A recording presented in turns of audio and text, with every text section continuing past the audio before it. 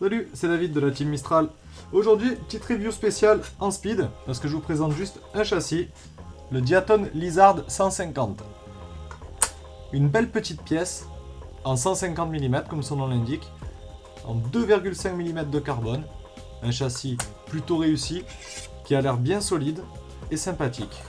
Alors, vérifions un petit peu les dimensions. Il fait 15 piles, l'empattement en longueur est de 8,6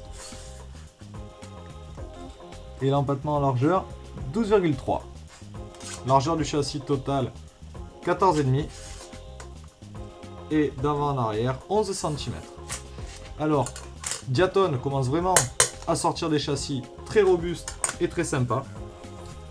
La partie supérieure, hop là, vous l'avez ici, plus fine, avec un emplacement très large pour la caméra. Donc au moins on a la possibilité de mettre des caméras complètement carénées.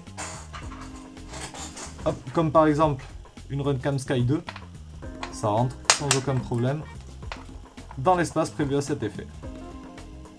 Donc au moins on peut avoir vraiment du nano FPV, enfin pas du nano totalement, du... comment on peut appeler ça, du micro FPV, voilà. avec du matos sympa. Alors, toujours pareil chez Diaton, des petites entretoises qui permettent d'isoler du carbone quand vous vissez quelque chose. La plaque de distribution avec bec 5 volts, il n'y a pas de 12. Sur ce type de châssis, avec le bec en 5 volts, essayez de vous équiper avec une cam qui tient le 5 volts et avec un VTX aussi. Au moins ça vous évite de monter une série d'équipements en 12. Ensuite on a les entretoises nylon. D'autres spacers pour mettre la CC3D ou la NAS. Des vis et les écrous. Que dire? Ben, je vais faire un petit montage à blanc, comme ça va vous donner une petite idée.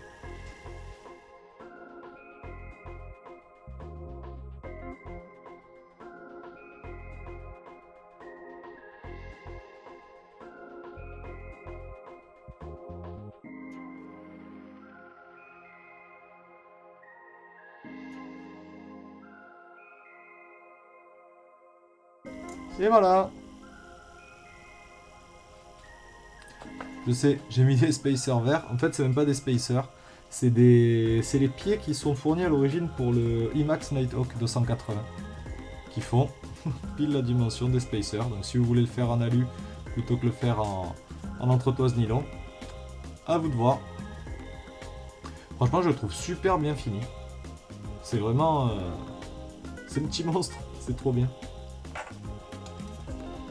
Hop. Voilà ce que ça donne avec la caméra.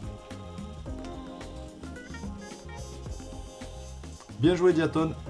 Commence à sortir des vraiment bons produits. Moi je suis fan du ET160, mais celui-là, dommage qu'il a été gagné par l'un d'entre vous.